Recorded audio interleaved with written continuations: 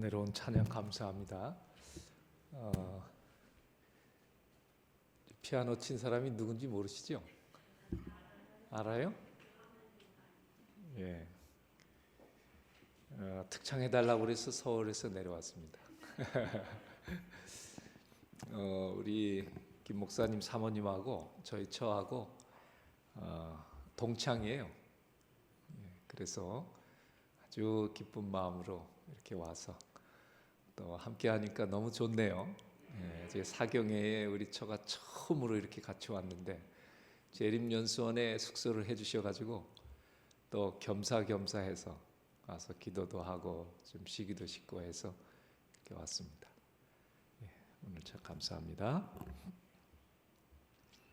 오늘은 제가 한꺼번에 4과를 다룰 겁니다. 4과를. 여러분들에게 교재가 있기 때문에 정말 좋은 교재입니다. 여러분들이 올해에 몇 번 읽으셔도 괜찮습니다. 이렇게 해서 오늘 제 설명을 좀 들으시고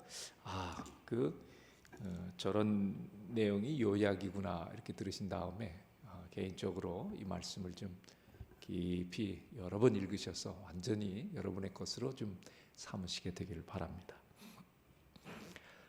우리가 지난 시간까지 성삼위 하나님에 대한 예수님의 가르침을 우리가 살펴보았고, 오늘은 천국에 관한 예수님의 가르침, 또 은혜에 관한 예수님의 가르침, 그리고 제자도에 관한 예수님의 가르침,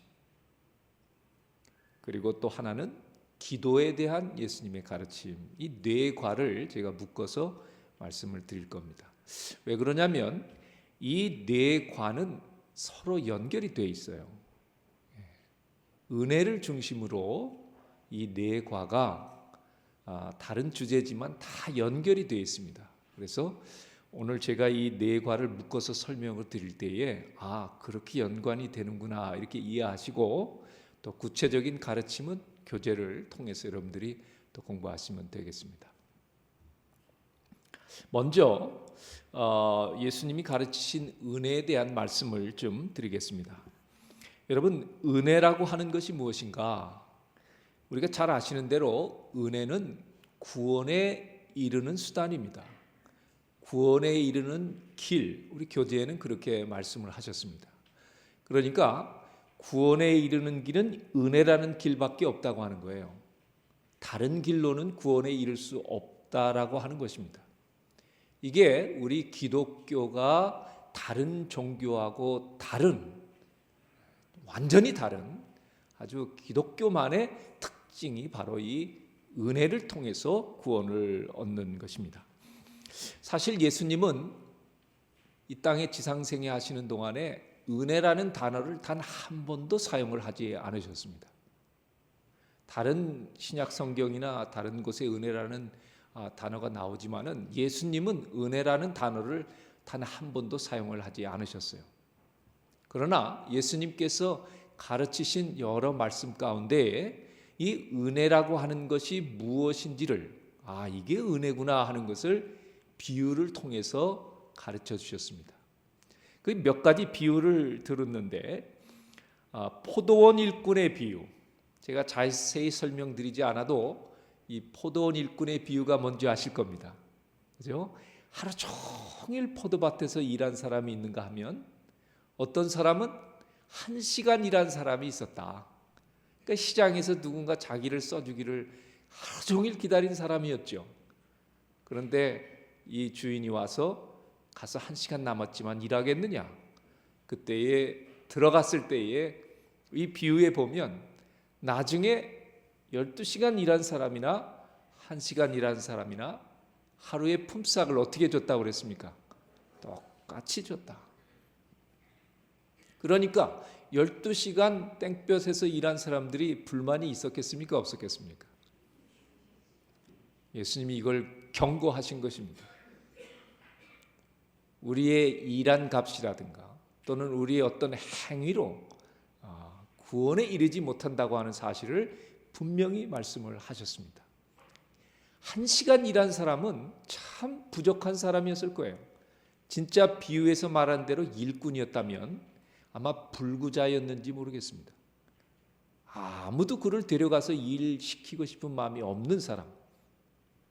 그런데 주님께서 그 사람을 포도원 농원에 들이셔서 큰 은혜를 베푸셨는데, 그게 바로 뭐다?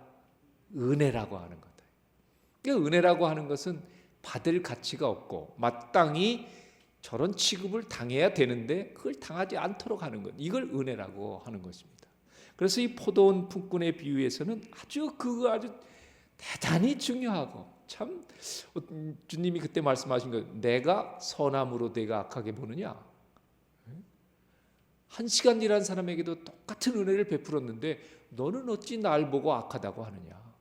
내 것이나 가지고 가라. 우리에게 대단히 놀라운 진리를 말씀을 해주셨습니다. 탕자의 비유는 설명드리지 않아도 됩니다. 거기에 보면 큰 형이 있었고 나가서 모든 걸 탕진하고 돌아온 작은 아들이 있었는데, 예수님이 말씀하실 때는 실제로 탕자가 누구냐? 이 큰 아들.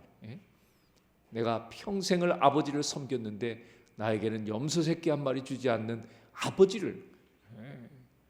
그러나 이 아버지는 그렇게 보지 않으셨죠. 내 것이 다 내 것인데 내가 왜 불만이냐?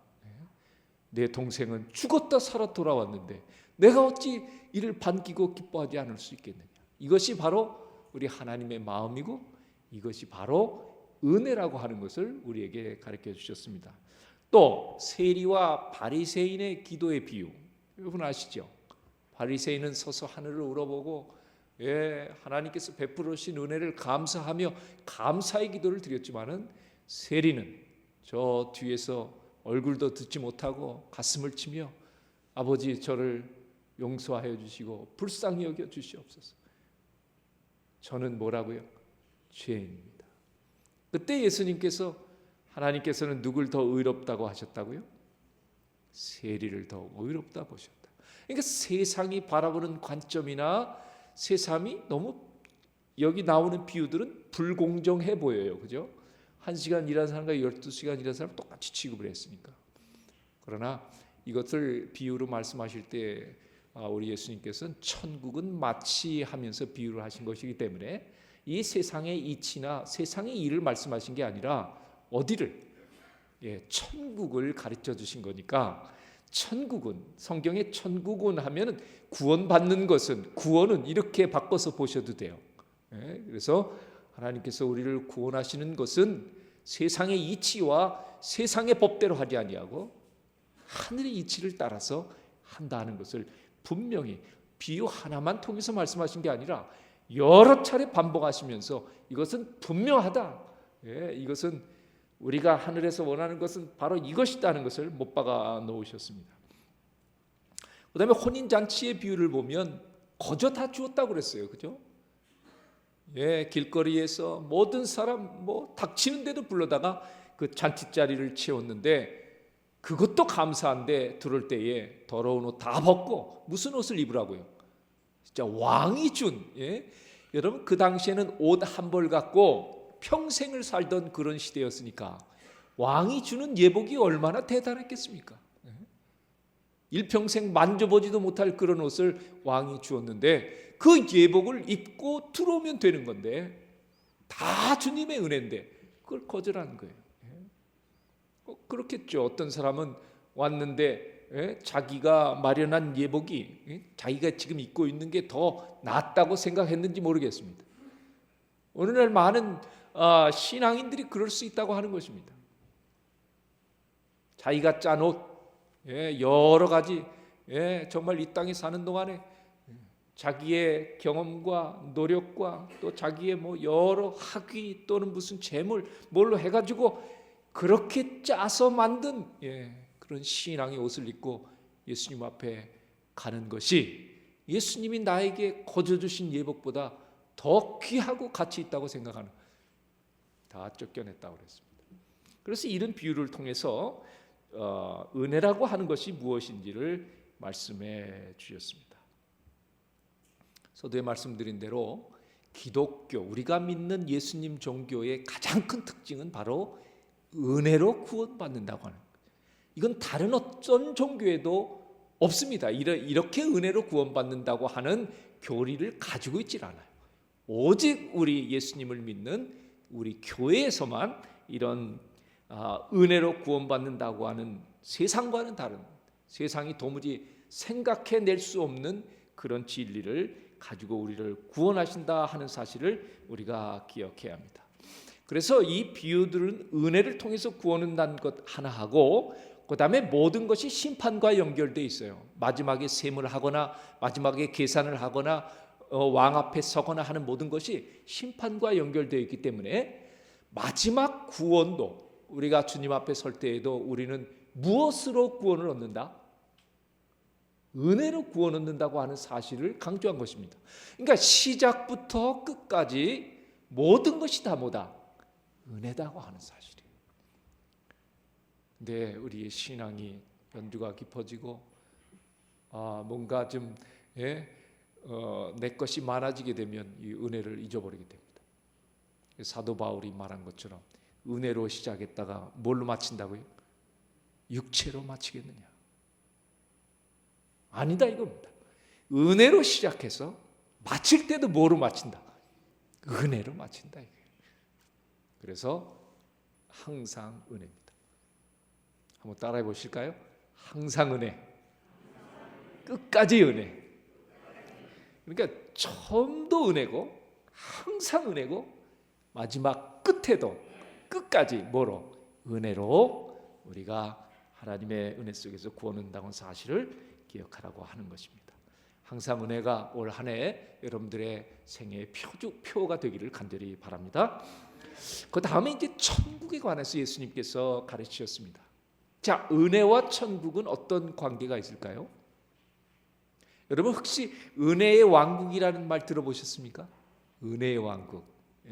아주 많이 사용하는 용어인데 들어보셨을 거예요. 은혜의 왕국 혹은 은혜의 천국 이런 말을 들어보셨을 것입니다.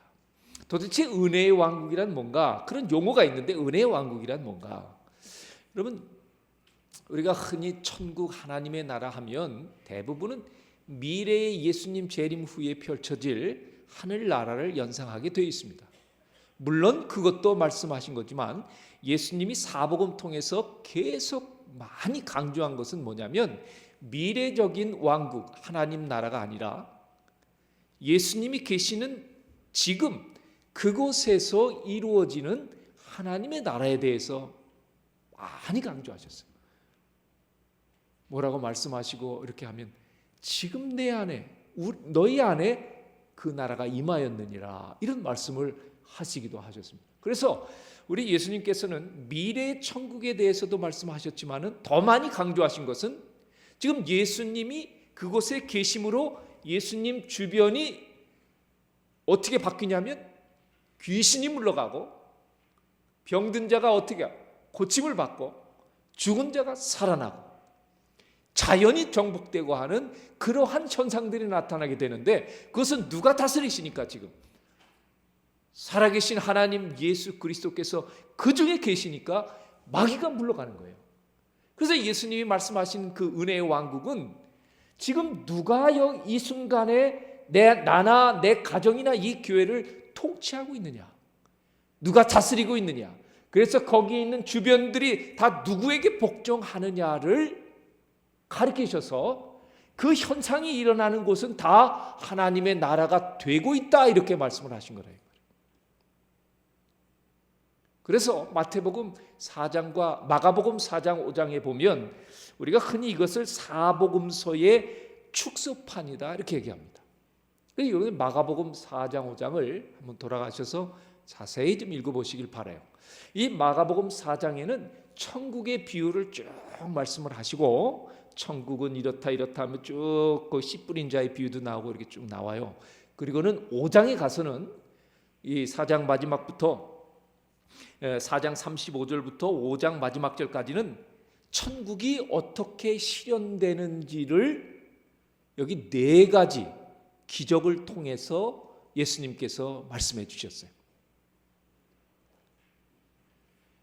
그러니까 흔히 유대인들은 천국이라고 하는 것은 메시아가 도래해서 세우는 나라이거나 또는 영광스러운 미래에 펼쳐질 그런 나라로 생각했는데 예수님은 지금 오셔서 제자들 가운데 뭐라고 말씀을 하시냐면 천국은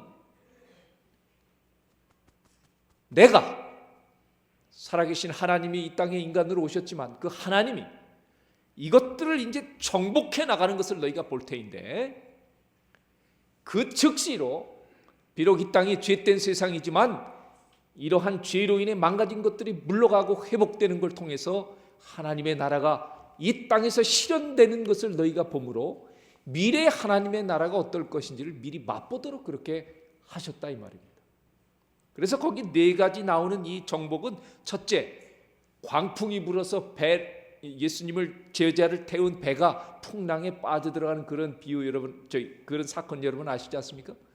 그래서 예수님께서 자연을 정복하시는 저가 뉘기에 바람도 저에게 순종하느냐 이렇게 말씀하시는 걸 아마 기억하실 것입니다. 그 다음에 거라사 지방에 딱 건너오니까 그 거라사 지방에 누가 있었어요?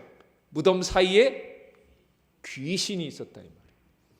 예수님께서 그 귀신을 고쳐주는 장면이 거기에 나옵니다. 그래서 군대의 이름을 가진 귀신들이 돼지에게서부터 나와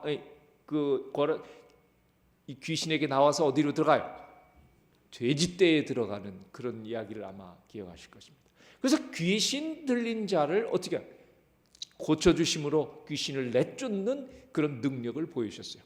그리고 그 다음에 우리 예수님께서 여기 보면 질병을 정복하는데 여러분 잘 아시는 대로 혈루증 앓은 여인을 고치러 가시는 장면이 거기에 나옵니다.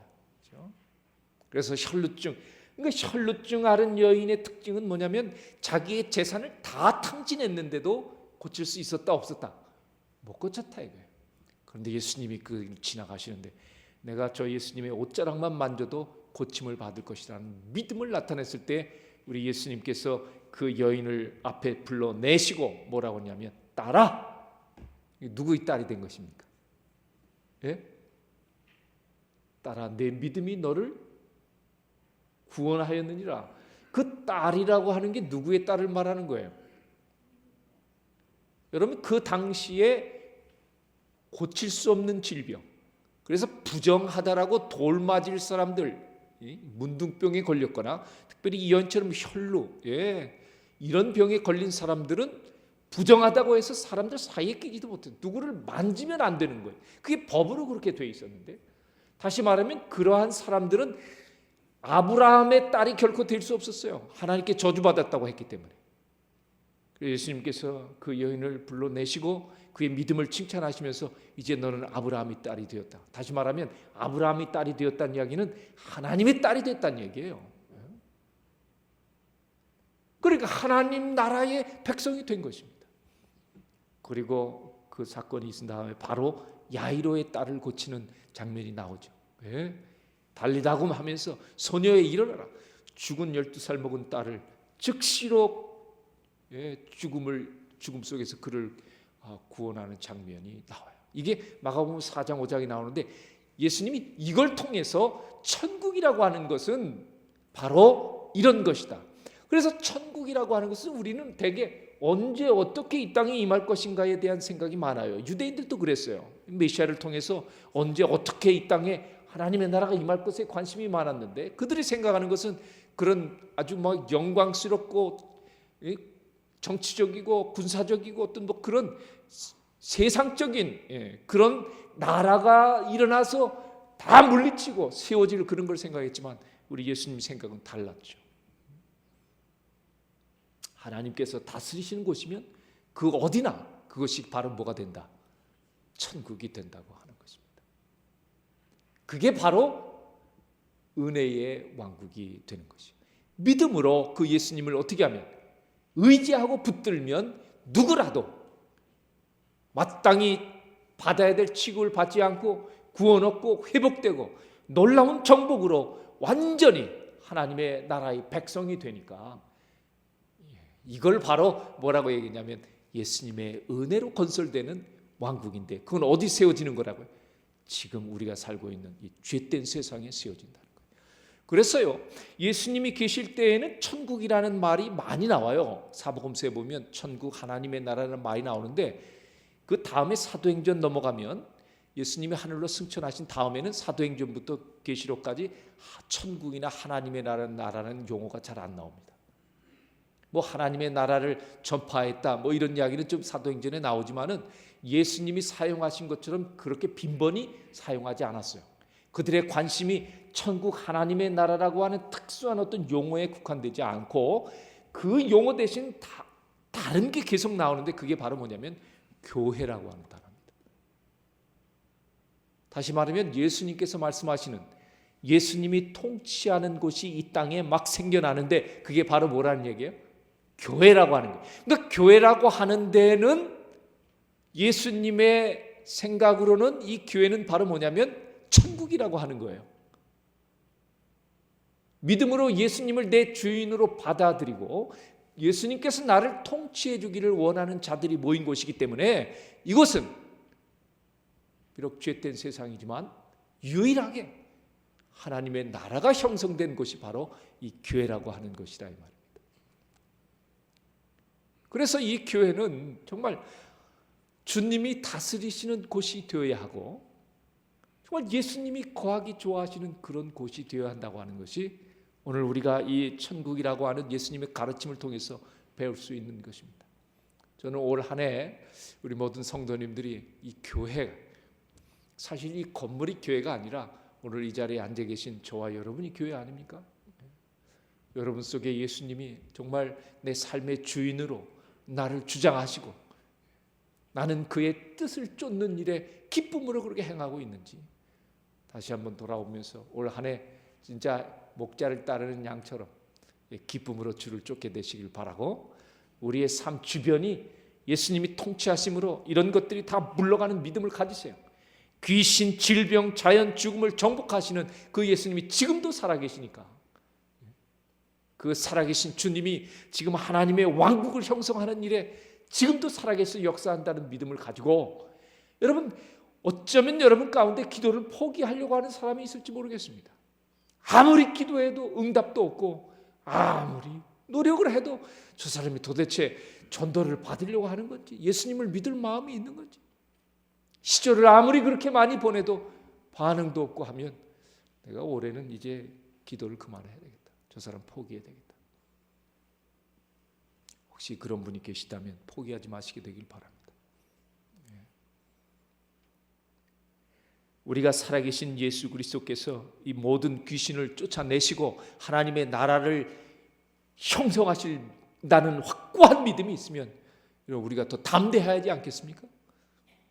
더 인내를 가지고 반드시 마귀의 영을 몰아내고 예수 그리스도께서 저를 주장하시는 그리스도인 하나님의 사람이 될 거라는 믿음을 가지고 더 매달려야 합니다. 왜 지금껏 그 사람이 응답이 없는가? 어쩌면 그 사람 교회로 인도해 놓고 그 사람 더 영원히 마귀 자식 만들지 모르니까 아직 시간의 때가 안 됐을지도 모른다 생각하셔서 인도하지 않으실지도 모릅니다. 우리 자신들을 깊이 돌아보면서 영혼을 구원하는 일에 있어서는 결코 포기하면 안 돼. 그것이 연로한 분이든지 내 자녀든지 누구든지 간에 내가 일단 타겟을 정했으면 그를 위해서 기도하는 일을 시작하니 멈추면 안 되는 것입니다. 결코 멈추면 안 되는 것입니다. 제가 고등학교를 졸업하면서 신학교를 갔는데 참 제 친구들이 많이 있었지만 유난히 제 마음에 이렇게 좀 뭐라 그럴까요? 저 친구를 위해서 좀 기도해야 되겠다, 이런 친구 셋이 있었어요. 그래서 이제 고등학교 졸업하면서 그 친구들 위해서 참 기도를 생각날 때마다 또 열심히 기도를 했습니다. 근데 이제 이 친구들이 참, 하나는 목사님 아들이고 하나는 여수석 집사님 아들이고 하나는 교회는 다니는 교우님 아들이긴 한데 이 개망나니 아들 하나가 있어요. 근데 학교 다닐 때 참 친했는데도 그런 걸 보면 너무나 이제 마음이 안타깝고 그래서 기도를 하게 된 것 같아요. 여러분, 기도는 반드시 영혼을 구원하고자 하는 기도는 응답된다는 확신을 가지시게 되길 바랍니다. 한 친구는 이제 철공소를 했는데 참 열심히 살았어요. 근데 너무 과로를 해가지고 일찍 세상을 떠났어요. 40대 조금 지나자마자 그렇게 세상을 떠났으니까. 근데 이 친구가 저를 보면 신 목사, 내가 돈 조금만 덜 보면 교회를 하나 지을 텐데 그 교회에 와서 목사를 하라고. 근데 꿈을 이루지 못하고 세상을 떠났어요. 근데 이제 하나님 안에 돌아와서 그렇게 세상을 떠났습니다. 한 친구는 목사님 자녀인데 이 친구는 지금 제일 좀 문제가 있어요. 아직도 좀 문제가 있습니다. 그러나 제가 열심히 지금 기도하고 있습니다. 근데 제가 이제 정말 그 친구를 위해서는 제일 관심을 갖고 기도를 많이 했던 친구가 하나 있었는데, 이 친구는 제가 신학교를 갔다 그러니까 이제 일부러 이제 이렇게 어깃장을 놓으면서 저를 이제 골탕 먹이려고 하기도 하고 뭐 이렇게 좀 이런 친구였어요. 뭐 제 앞에서 일부러 담배를 피기도 하고 뭐 일부러 술을 먹고, 원래 그런 친구가 아니었는데 술을 먹기도 하고 뭐 이러면서 좀 그랬던 친구입니다. 근데 이 친구가 한 6년 전쯤에 하나님의 특별한 은혜로 이제 교회를 나오기 시작을 했어요. 근데 하루는 이제 제가 심호하는 교회를 방문을 하게 됐습니다. 근데 제가 그때 너무 감격스러워서 그만 저도 모르게 그 친구 앞에서 그동안 그 친구를 위해서 기도한 걸 얘기를 했어요. 그랬더니 이 친구가 교회를 확 박차고 나가버리더라고요. 나중에 보니까 충격을 받은 거예요. 자기를 위해서 친구가 고등학교 졸업하면서 그러니까 몇십 년을 그렇게 기도했다. 30년도 넘게 기도를 한 거죠. 그 사실에 충격을 받아가지고, 그전에는 저를 보면 막 욕을 하고 그랬어요. 그게 이제 친구들끼리 하는 그런 거 있잖아요. 말도. 근데 다른 친구들은 저에게는 말을 놓지 않거든요. 목사라고 해서 신 목사님 뭐 이러면서 농담 비스름하게 말을 절대 놓지 않는데, 이 친구만 뭐 이놈아 저놈아 이 뭐 하면서 이렇게 막 그렇게 허물없이 지내는 친구인데 일부러 그러는 느낌을 제가 받았거든요. 근데 그리고 나서는 완전히 180도가 달라진 겁니다. 나는 세상에서 제일 부러운 게 너다. 그래서 지금은 이제 작은 교회 지금 열심히 나가고 있습니다. 아내가 이제 장로교인인데 아내 때문에 아직 조금 어려움은 있다고 그래요. 그런데 뭐 완전히 달라졌어요. 끝까지 포기하지 마시고 열심히 기도하시기 바랍니다. 반드시 하나님께서, 살아계신 예수님께서 은혜의 왕국을 반드시 세워주심을 믿으셔야 합니다. 그래서 이 땅에서 내 가정과 이 교회가 천국을 맛보고 천국을 형성하다가 그대로 우리가 하늘에 가는 거예요. 그러니까 이 땅에서 주님이 다스리시는 걸 경험하지 못하면, 내 마음대로 살고 내 뜻대로 살면 어떻게 하늘 가서 살 수 있겠습니까? 여러분, 하나님을 두려워하는 사람은 절대로 하늘 가서 살 수 없어요. 그러나 하나님께서 그걸 구원하기 싫어서가 아니라 그 사람 구원해 보세요. 그럼 하늘이 어떻게 되겠습니까? 하나님을 두려움으로 섬기는 사람은 그것이 천국이 되지 않을 것입니다. 그것이 지옥이 될 것이에요. 또 죄가 어떻게 발생될지 몰라요. 그렇기 때문에 여러분, 하나님께서는 모든 사람을 구원하길 원하시지만은 그 천국에 갖다 놨을 때에 그것이 천국이 되지 못하는 사람들은 단 한 사람도 아마 구원하고 싶어도 구원하지 못하실 것입니다. 그러면 이 땅에 사는 동안 우리가 정말 예수님 생각하면 기분이 좋고, 예수님께서 나의 삶을 다스리실 때 내가 너무 행복하고, 세상이 뭐라고 해도 그런 정말 은혜의 왕국 천국을 내가 이 땅에서 경험해야 우리가 그렇게 하늘에 가서도 정말 행복하게 살 수 있지 않겠습니까? 이거는 상식이에요, 상식. 이 세상도 그런데 하나님께서 그래서 우리 교회가 계속 품성의 변화를 말씀하지 않습니까? 하늘 가기 전에 이 땅에서 품성의 변화를 경험해요. 여러분, 그 품성의 변화라는 게 뭡니까? 저는 다른 게 아니에요. 성경이 말하는 품성은 우리가 생각하는 도덕적인 품성하고는 좀 다릅니다. 성경이 말하는 품성은 하나님에 대한 충성심을 이야기해요. 1차적으로. 그래서 십자가의 강도가 예수님을 구주로 받아들였을 때 그 구원을 보장받은 이유가 거기에 있는 것입니다. 십자가의 강도가 도덕적 품성이 있고 어떻겠어요? 여러분 생각을 해보세요. 그가 어떤 극악한 자였는지 우리는 모릅니다. 그런데 그를 구원을 보장하셨지 않습니까?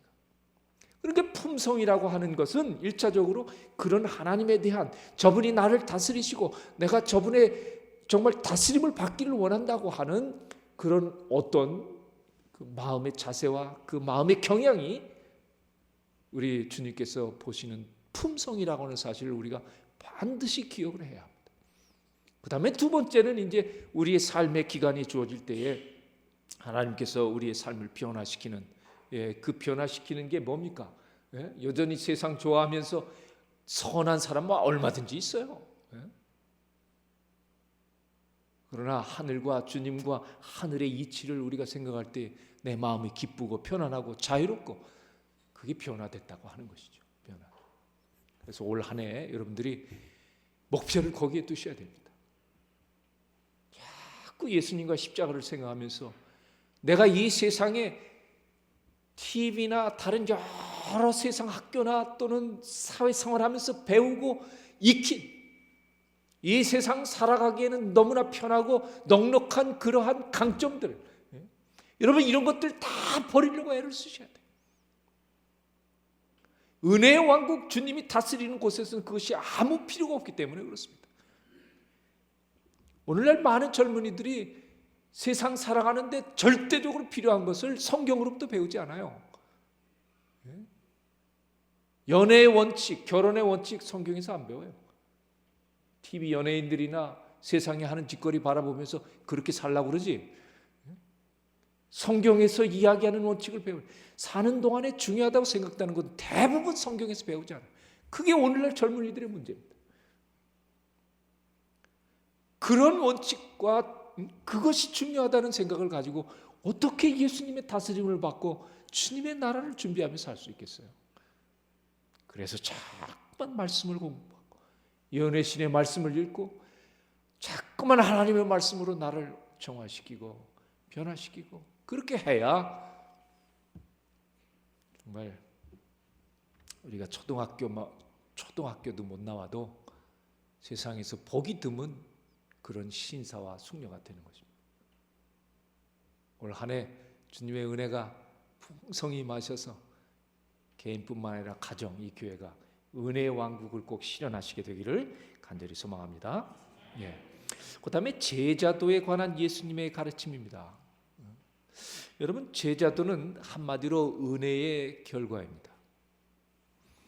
왜냐하면 예수님께서 말씀하신 이 제자라고 하는 것은 사실 예수님 주변에는 허다한 무리가 따랐다고 그랬어요. 여러분 이제 사복음서를 자세히 읽어보시면 예수님이 이렇게 지나가시면 허다한 무리가 늘 쫓아다니는 것을 볼 수 있습니다. 그런데 예수님 가까이에는 누가 있었습니까? 허다한 무리 말고 제자들이 있었어요. 그러니까 예수님 주변에는 1차적으로 제자들이 있었고 그 다음에 그거보다 조금 덜한 제자들이 있었고 그 다음에 허다한 무리가 따라다녔습니다. 근데 이제 성경에는 허다한 무리, 제자 둘을 비교해서 늘 쓰셨어요. 그러면 허다한 무리는 어떤 성격의 사람들을 허다한 무리라고 했을까요? 예수를 쫓아다니기는 쫓아다녔지만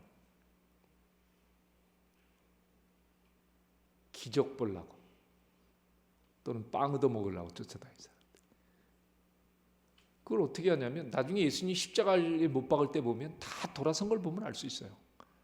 정말 예수를 위해서 내가 예수님이 가르치시는 진리와 그것이 너무나 진리이기 때문에 그분을 내 모든 걸 버리고 쫓으려는 사람이 아니었다는 걸 우리가 금방 알 수 있지 않습니까? 그럼 제자라는 뭔가 예수님께서 사복음서에서 제자에 대해 가르칠 때는 이 제자는 베드로나 다른 제자들이 이야기한 것처럼 주여 우리가 모든 것을 버리고 당신을 따랐는데 우리를 위해서 뭘 주실 겁니까? 이렇게 말하지 않습니까? 그러니까 제자라고 하는 것은 뭘 이야기하냐면 다 버린 사람을 이야기하는 거예요. 누굴 위해서? 예수님과 복음을 위해서 자기의 모든 것을 버린 사람, 이걸 바로 제자라고 한다. 그러니까 희생을 하느냐 안 하느냐, 그가 하나님께 모든 걸 버리고 희생하고 헌신을 각오했느냐, 그리고 예수님을 지금 따르고 있느냐, 이게 바로 제자냐 아니냐를 판가름하는 기준이요 척도라 이 말입니다. 그래서 예수님께서 나를 따르는 자는 뭘 지고 자기 십자가를 지고 날마다 자기를 부인하고 나를 쫓을 것이니라. 이게 바로 제자라 이 말이에요. 그러면 여러분 어떻게 사람들이 자기의 모든 세상적인 것을 버리고 희생하고 헌신하면서 예수님을 쫓을 수 있겠어요? 무엇이 사람으로 하여금 그렇게 주님 앞에 나가도록 하겠습니까? 은혜 아니겠어요? 은혜. 하나님께서 또한 무한한 정말 다함없는 은혜를 베풀어 주셨기에 그 은혜를 한번 맛보고 나니까 이 땅 것이 다 쓰레기로 보이고 이 세상의 모든 것이 배설물로 보이는 사도 바울의 경험이 그에게 있지 않냐면 어떻게 모든 걸 다 버리고 복음과 예수님을 위해서 자기의 생명까지도 불사하면서 따를 수 있겠느냐 이 말이에요. 은혜를 경험하지 못하면 결코 그렇게 할 수 없는 것입니다.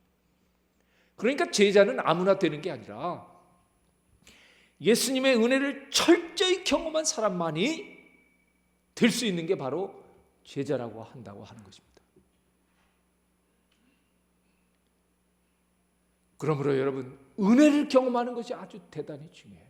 그 은혜라고 하는 것은 아까 말한 대로 자격 없는 사람이 자격을 얻는 것이고 마땅히 이렇게 죽어야 될 취급받아야 될 사람이 그 취급을 면하는 게 은혜니까 여러분 우리가 죄인이 더 큰 죄인일수록 은혜가 더 크지 않겠습니까?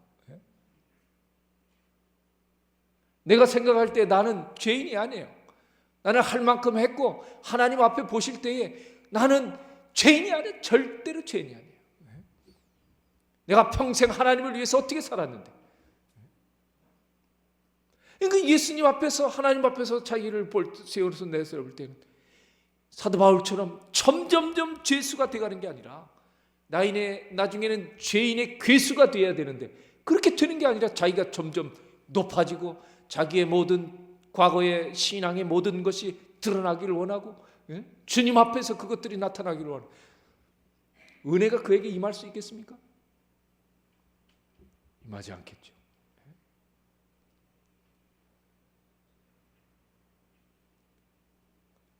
그러면 우리가 어떻게 더 낮아지고 더 큰 죄인이라는 것을 깨달을 수 있겠냐. 다른 사람을 바라보면 절대로 내가 겸손하거나 낮아지지 않습니다. 왜요? 내가 저 사람보다 더 헌신하고 저 사람보다 더 희생하고 있기 때문에 그래요. 그런 사람들은 자신을 결코 죄인으로 바라볼 수가 없습니다. 그러므로 대답은 하나입니다. 우리가 충만한 은혜를 맛보고 하나님 앞에서 참된 죄인으로 낮아지기 위해서는 십자가의 주님을 바라보는 것 방법 외에는 없어요. 어떻게 교만한 사람이 겸손해질 수 있겠습니까?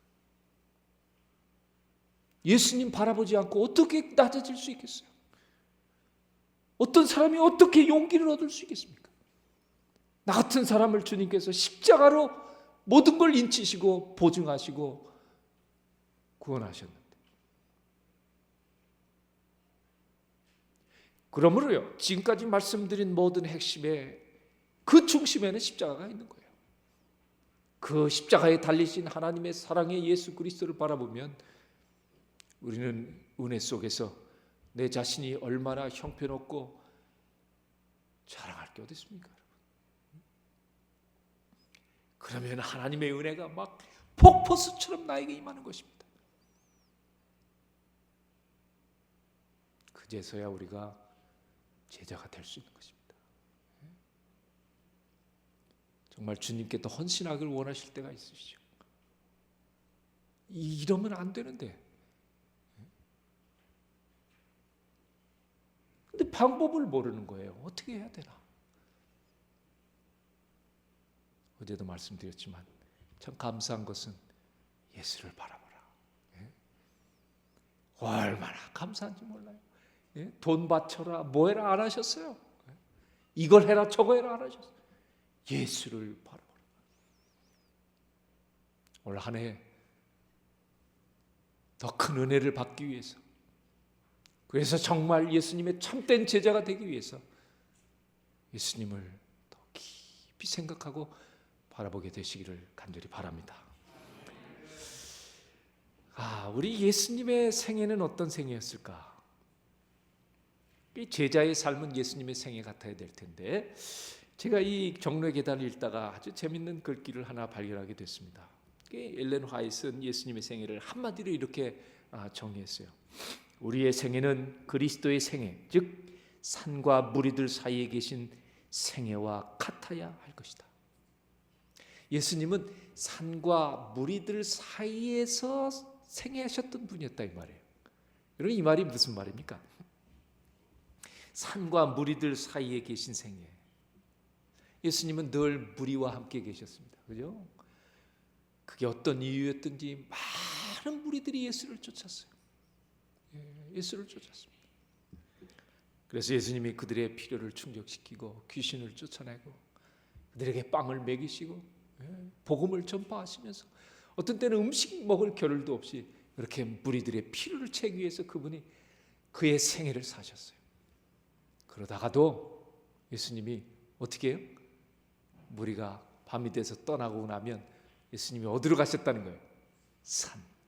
그래서 성경에 산이라고 하는 이 개념은요, 우리가 하나님을 만나는 장소로 그렇게 나오는 곳이 산이에요.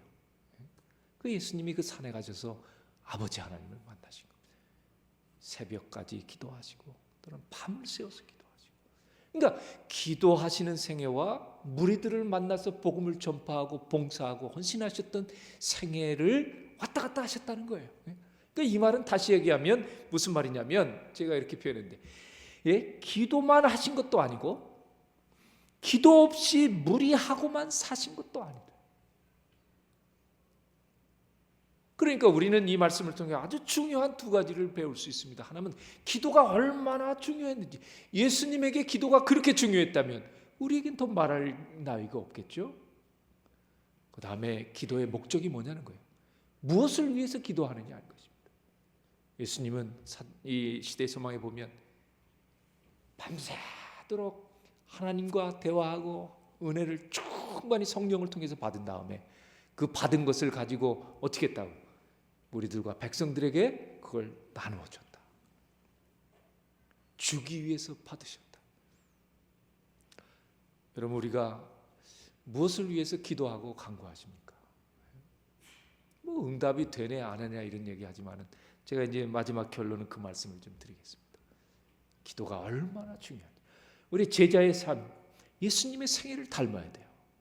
그것은 복음을 전파하기 위해서, 그들의 필요를 채우기 위해서, 그들을 돕기 위해서 그렇게 이웃과 항상 함께하는 그런 삶이었을 뿐만 아니라, 그것은 내가 비어 있으면 줄 수 없으니까 또 기도하면서 주님께 받고. 그러니까 기도는 우리가 뒤에 예수님이 가르치신 기도를 마지막으로 봅니다만은, 이 기도는요 다 응답과 관계가 되어 있어요. 그러니까 뭘 구하라는 거예요. 구하라. 우리가 기도는 흔히 대화며 호흡 이렇게 얘기하지만요, 기도의 본질은 하나님께 뭘 달라고 하는 거예요. 그 성경절을 좀 우리가 좀 한번 쭉 보실까요? 그래서 예수님께서 그렇게 기도하는 모습을 보이고 하니까 제자들이 궁금했습니다. 그래서 유일하게 사복음서를 보면 제자들이 예수님께 부탁한 게 있어요. 그게 뭐냐면 우리에게도 뭘 가르쳐달라? 기도를 가르쳐 주십시오 한 것이었습니다. 예수님께서 주기도문을 통해서 기도가 어떤 것인지를 제자들에게 가르쳐 주셨습니다. 예수님께서 이제 사복음서 통해서 기도를 가르치셨는데 주기도뿐만 아니라 기도에 대한 많은 말씀을 하셨는데 그것들을 종합해 보면 이렇게 몇 가지로 우리가 요약을 할 수 있습니다. 첫째는 반드시 예수의 이름으로 기도해라 그렇게 말씀하세요. 그래서 오늘날 우리가 예수님의 이름으로 기도합니다 하는 것입니다. 양 잡아서 제사 드릴 필요 없고 이제 예수님이 십자가로 다 이루셨으니까 이제 예수님의 그 은혜를 힘입어서 예수님의 이름으로 나가면 되는 거예요. 그래서 예수의 이름으로 기도하라 하는 것입니다. 그런데 이 예수의 이름으로 기도하라는 의미는 또 이런 의미도 있습니다. 이제 예수님의 이름으로 기도할 때는 예수님의 이름의 명예를 더럽히지 않는 기도를 하라는 의미도 있어요. 예수님의 이름으로 기도할 때는 예수의 이름에 걸맞게 기도하는 거예요.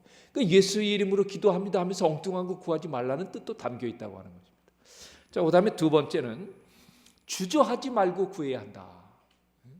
망설이지 말고 믿음을 가지고 그렇게 구하고 찾고 두드리라고 하는 것입니다.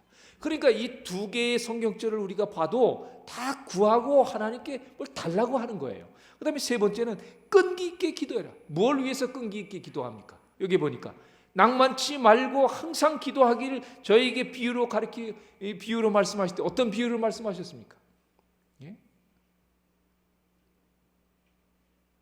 낭만치 말고 두 가지 비유를 말해서 친구에게 떡 달라고 하는 비유 하나 하고 그 다음에 과부가 재판관에 가서 막 자기 억울한 사정을 들어달라고 하는 그 기도. 그러니까 다 간구하는 거예요. 뭘 달라는 거예요. 그런데 끈기 있게 기도해라. 낭망치 말고. 예. 그 다음에 네 번째는 기도는 중심에서 나와야 한다. 그래서 그 마음을 여기 이제 예수님이 이 마태복음 6장에서 말씀할 때는 밖에 나가서 뭐 과시하고 보이기 위해서 그렇게 하지 말고 내 중심에서 정말 하나님께 간구할 것이 있으면 골방에 들어가서 하나님과 담판 지으라 이 말이에요.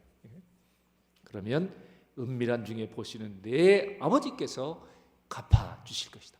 그러니까 이 모든 다섯 번째는 너희 중에 누가 떡을 달라 하고 생선을 달라 하면 뱀 주겠느냐 하물며 하늘에 계신 너희 아버지께서 구하는 자에게 좋은 것으로 주시지 아니하겠느냐. 이 다섯 가지를 우리가 종합해 보면 다 달라는 거예요. 그래서 예수님이 기도를 가르치실 때는요 핵심이 뭐 하는 거면 구하는 거예요. 달라는 거예요. 그러면 이 구하고 달라는 것은 반드시 무엇과 연결이 됩니까? 구했는데 받느냐 안 받느냐로 연결이 되니까 응답이 되느냐 안 되느냐로 연결이 되겠죠.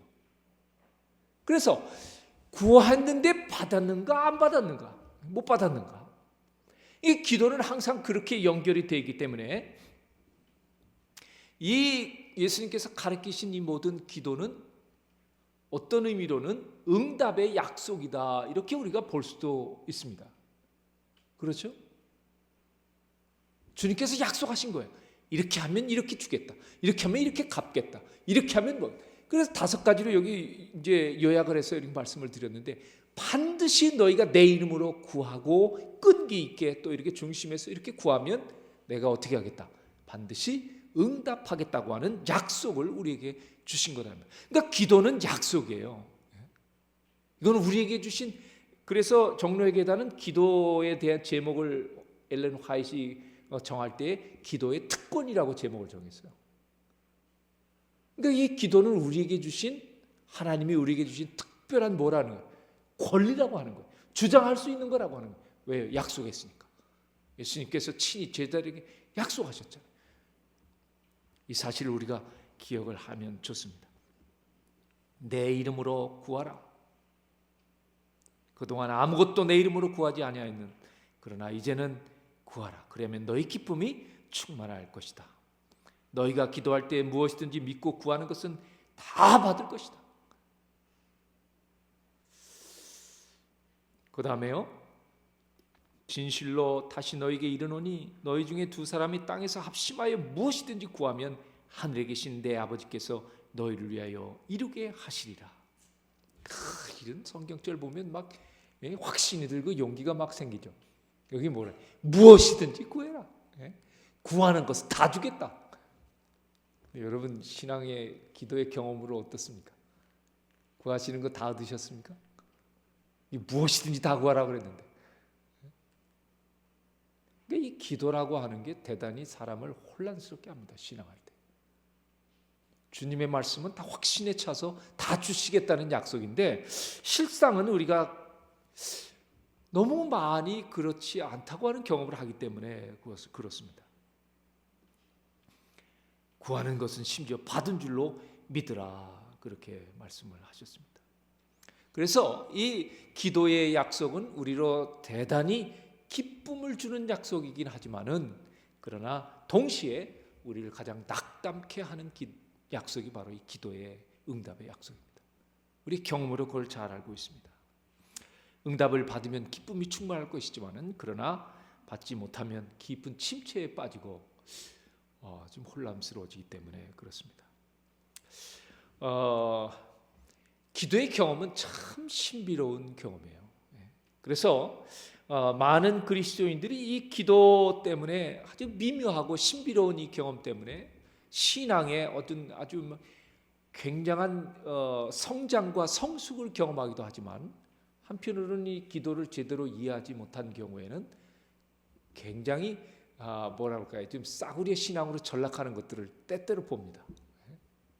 그래서 오늘 예수님 가르쳐 주신 이 기도를 통해서 우리가 기도에 대한 것을 분명히 이해하고 이 약속과 응답이 어떻게 이루어지는지를 우리가 그 원리를 좀 배우면 아마 우리의 신앙하는 데 큰 도움을 받으리라 이렇게 생각이 됩니다.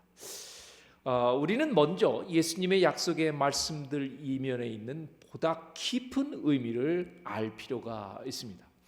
예수님께서 주기도문에서도 밝히셨듯이 이 땅에 이루어지는 것은 다 하늘의 뜻이 이루어진다고 하는 것을 우리가 먼저 기억을 해야 합니다.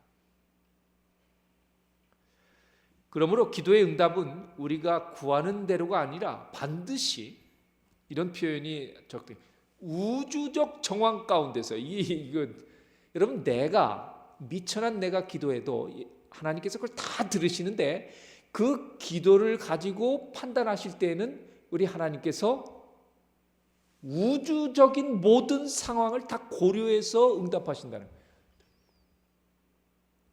여러분 이런 생각하고 기도해 보셨습니까?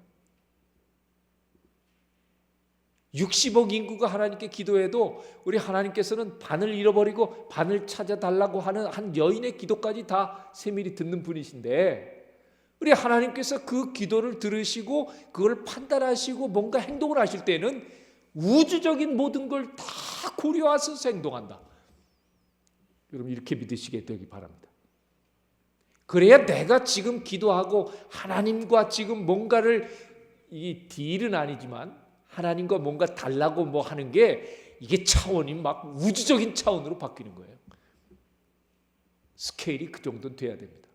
우리가 하나님과 지금 대화하는 굉장한 특권을 가지고 하나님과 지금 하고 있는데 그런 거 고려하지 않고 여러분 언제나 그렇잖아요. 자식이 우리에게 뭘 달라고 하고 뭐라고 해도 우리가 여러 상황을 고려해서 그가 요구하는 것에 반응하지 않습니까? 우주를 창조하시고 죄 문제를 다루시는 하나님께서 그렇게 안 하시면 안 되죠. 그러니까 이런 측면도 우리가 좀 생각해 볼 필요가 있다고 하는 것입니다. 예를 들어 상반된 기도를 할 경우가 있겠죠. 아마 많이 들어보신 그런 예화겠습니다만 남북 전쟁이 있었다 합시다. 근데 미국에서 남북 전쟁이 있을 때 이 사람들 다 기독교인들이에요. 그러니까 남쪽과 북쪽이 서로 싸우는데 이 남쪽과 북쪽이 하나님께 다 기도하는 거예요. 뭐라고요? 서로 이기게 해달라고 기도한다. 그럼 하나님께서 누구 기도를 들어주셔야겠습니까? 결국 북쪽이 이겼지 않습니까? 그러면 하나님께서 북쪽의 기도를 들어주신 것입니까? 결과적으로는 그렇게 됐지만 하나님께서 그걸 기도를 들으시고 어떻게 판단하시겠어요? 하늘의 뜻이 이 땅에 이루어지는 방향으로 그렇게 응답하셨지 않겠습니까? 하늘의 뜻이 무엇이었겠어요? 모든 사람이 평등하고 사람이 사람을 부리고 짐승 취급하는 게 하나님의 뜻이 아니니까 하나님께서 북쪽의 편을 들어주신 것이죠. 그렇게 해서 링컨이 승리한 것입니다. 이러한 경우들도 부지기수로 많아요. 마찬가지로 우리의 모든 간구는 하늘의 뜻이 되어야 한다고 하는 것. 그래서 그런 간구가 응답이 된다는 사실을 우리에게 말씀을 하셨습니다. 그래서 지금까지 너희가 내 이름으로 아무것도 구하지 아니하였으나, 이 말은 아까 말씀드린 대로 이제 주님의 이름에 걸맞게 구하라고 하는 말씀으로 받으시라고 하는 것입니다. 이제부터 내 이름으로 구할 때에 나를 깊이 생각하고 하늘을 깊이 생각해서 그래 하늘의 뜻이 무엇인지를 생각하고 구하라고 하는 말씀이다, 이 말입니다. 야고보 4장 2절로 3절에 너희가 욕심을 내어도 얻지 못하고 살인하며 시기하여도 능히 취하지 못하나니 너희가 다투고 싸우는도다. 너희가 얻지 못하면 구하지 아니하며 구하여도 받지 못하면 정욕으로 쓰려고 잘못 구함이라. 이런 구함이 있다고 하는 것입니다. 우리 경험 가운데서도 얼마든지 그런 경험을 하고 있다는 것을 부인할 수가 없습니다. 흔히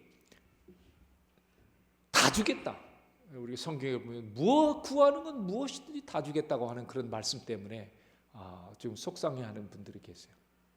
그런데 그건 제가 이렇게 설명을 드리겠습니다. 주님께서 무엇인지 구하는 건 다 주겠다는 건 다 응답해 주셨어요. 그런데 어떤 사람은 응답을 받지 못했냐면, 제가 예를 하나 들게요. 어떤 아버지가 아들을 데리고 슈퍼마켓을 갔습니다. 여기 GS 큰 슈퍼마켓 생겼던데 거기에 아들을 데리고 가서 이 아버지가 이 아들에게 지갑을 딱 꺼내면서 야, 뭐든지 골라, 다 줄게. 이 아이에게 이 아버지가 다 줄 수 있는 돈도 있고 약속도 했어요. 그럼 이 아이는 무엇이든지 구하든지 다 받겠죠. 맞습니까?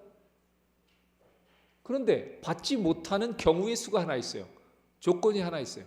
어떤 경우에는 못 받습니까? 여러분, 이걸 이해하셔야 오늘 주님의 말씀을 제대로 이해할 수 있습니다. 이 아이가 다 둘러보니까 자기가 갖고 싶은 게 하나도 없어요, 여기. 그래서 이 아버지에게 딴 데 가서 저 백화점 가서 구할래 그러면 이 아버지는 아니야, 여기서 골라. 딱 한 경우에 아들이 받을 수 없어요. 어떤 경우냐면 이 슈퍼마켓 있는 거 말고 다른 걸 구하면 못 받는 겁니다. 이해하시겠습니까? 여러분, 하나님께서 하늘 창고에 이 땅에 구하는 거 다 주기 위해서 다 갖고 계신데 이 땅에 구하는 자들이 그걸 구하지 않아요. 그리고는 구하는 대로 다 주겠다고 했으니 구하면 받는다 생각하지만은 하늘에 없는 거 줄 수 없는 것입니다. 이해하셨으면 아멘 하시기 바랍니다. 그러니까 이거 우리가 공부 많이 해야 합니다. 도대체 하늘에 뭐가 있을까? 어떤 사람이 밤에 자는데 꿈을 하나 꿨어요. 천국 여러 곳을 예수님이 소개를 해주셔서 다니는데 어디 가니까 막 창고가 쫙 있더랍니다. 근데 창고 앞에 이름이 딱 써 있는데 한 창고에 자기 이름이 딱 써 있더래요. 근데 지나가면서 창고 문이 다 열렸는데 다 텅텅 비어 있다는 거예요. 근데 자기 이름이 써 있는 창고에 가니까 물건이 가득 차 있는 거예요. 그리 기분이 좋아가지고 이 친구가 예수님께 아이고 예수님, 내 창고에는 이렇게 물건이 많이 차 있고 참 감사합니다 그랬더니 예수님이 좀 겸연찍은 얼굴을 하고 이거 어떻게 된 겁니까? 그랬더니 사실은 이걸 자네가 이 땅에 있을 때에 자네에게 주려고 이거 잔뜩 쌓아놓은 건데 자네가 구하지 않아서 하나도 못 줬다고 그러더래요. 그래서 그 창고 문을 열고 안에 들어가 봤더니 그 안에 여기 이제 그 쓴 글에 보니까 이 땅에 있을 동안에 필요했던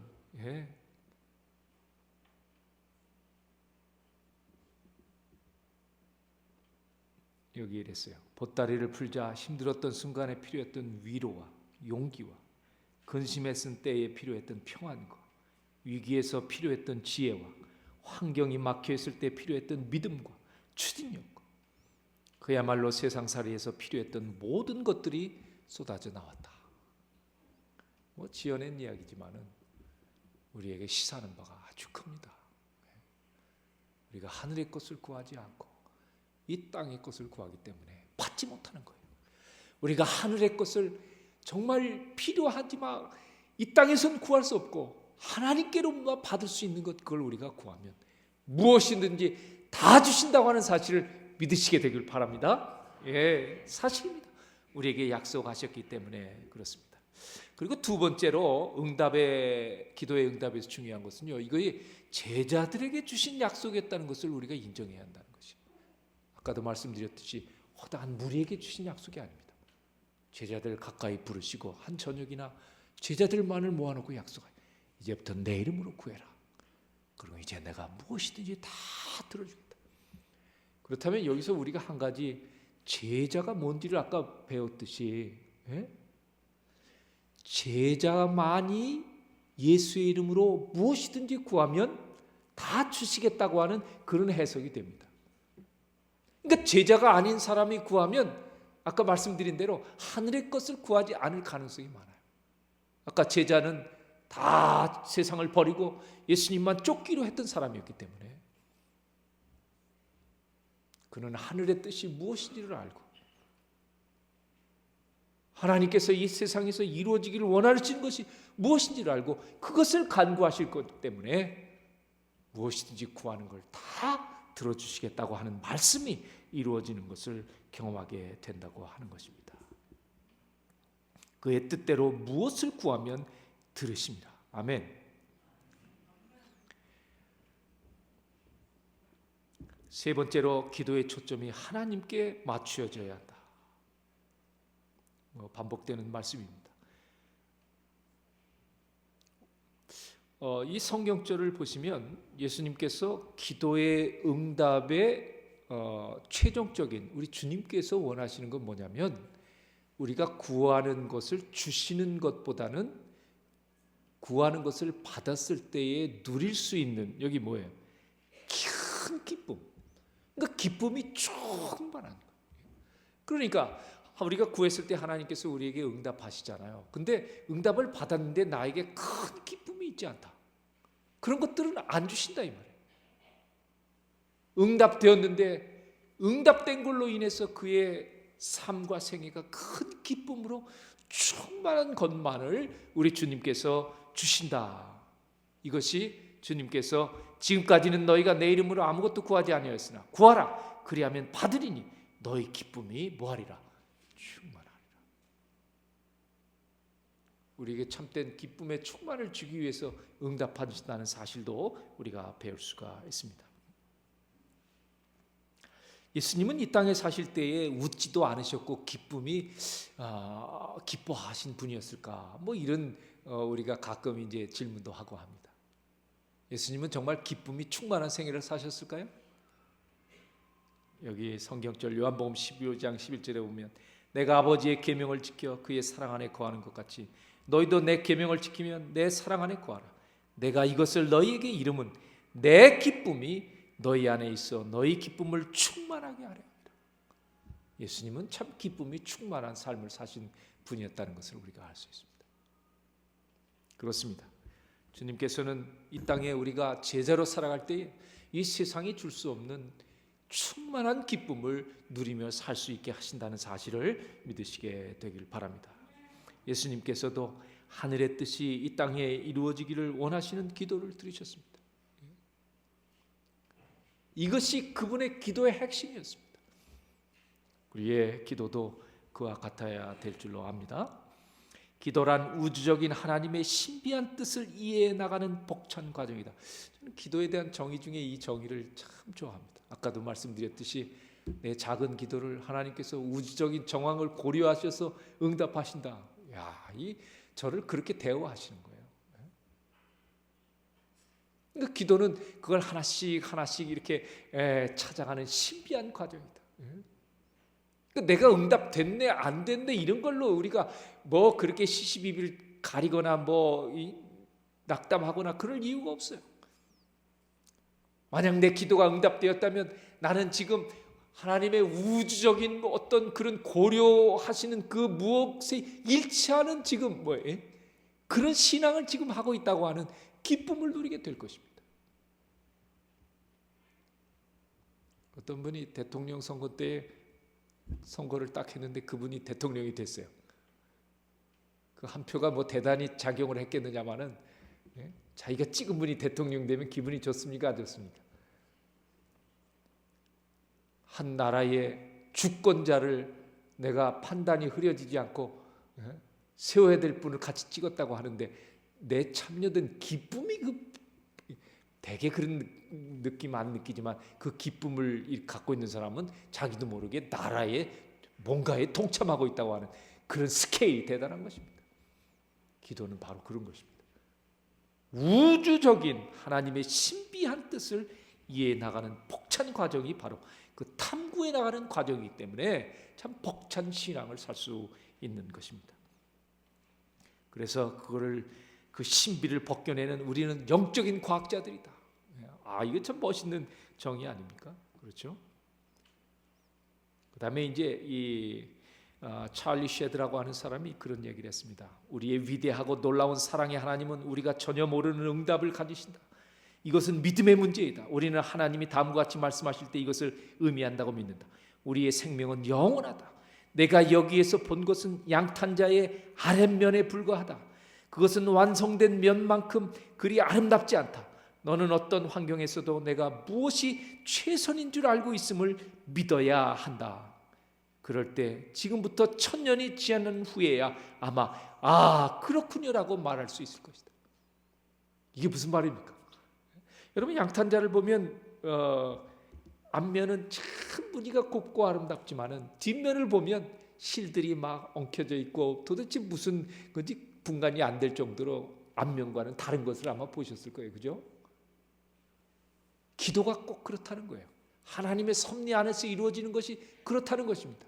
때때로 우리는 하나님께서는 양탄자를 자르고 빨간 실과 파란 실과 당신이 구상하고 있는 색들이 다 있는데 우리들은 빨간 실 들어가야 될 게 파란 실을 고집하기도 하고 파란 실 들어갈 때 빨간 실을 고집하기도 하는 그러한 자기 고집 때문에 하나님께서 펼치고자 하는 이 놀라운 구속의 아름다운 이 청사진을 망치는 거예요.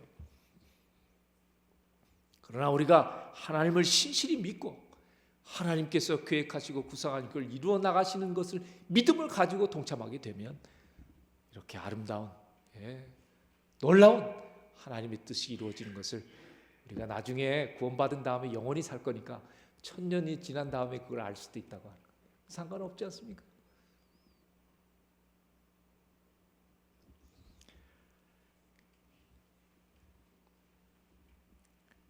오직 믿음으로 구하고 조금도 의심하지 말라. 우리 인생의 최종적인 아름다운 완성을 위하여 하나님께서는 내 기도를 응답하지 않을 수도 있다고 하는 걸 믿는 것이 더 큰 믿음일 수 있습니다. 귀한 믿음 주님께서 여러분에게 주시기를 간절히 바랍니다. 기도는 언제나 우리가 원하는 꼭 그런 방식으로 응답되고 또한 우리가 원하는 꼭 그것을 얻을 수 있다고 생각하는 것은 망상입니다. 하나님께서는 지극히 지혜로우심으로 잘못하실 리가 없는 것이요 지극히 선하심으로 정직히 행하는 자에게 좋은 것을 아끼지 아니하실 것이다. 그런즉 비록 기도가 즉시 응답되지 않을지라도 그를 의지하기를 의심하지 말 것이다. 구하라 그러면 너에게 주실 것이요 라는 그의 확실한 허락을 믿으라. 아멘. 믿으시면 더 큰 소리로 아멘 하시기 바랍니다. 참 선하신 하나님입니다. 언제나 좋으신 하나님이십니다. 이제 말씀을 줄입니다.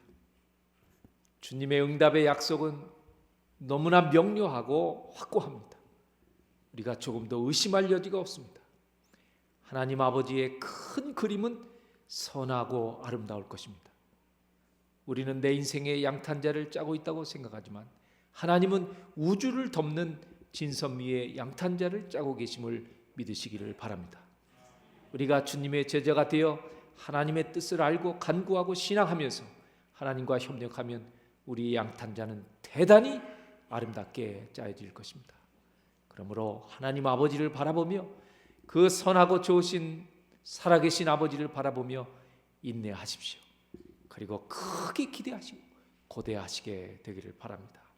여러분 이 그림은 그 로마의 카타콤 지하 무덤에 있는 벽화입니다.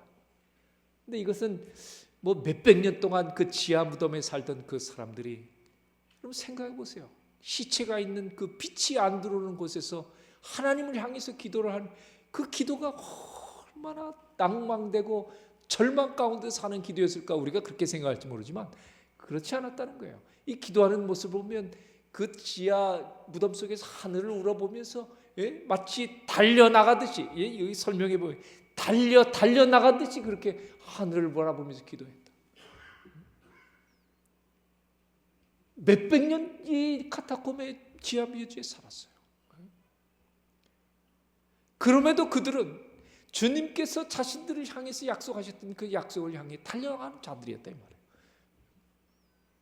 여러분, 이 세상 올해 우리가 살아갈 때 마치 이 무덤 속처럼 우리 앞이 암담하고 절망 가운데서 냄새나고 어떻게 이런 곳에 더 살고 싶지 않습니다. 그러나 주여, 주께서 약속하셨으니 주의 약속을 바라보며 주님을 바라보며 달려갑니다.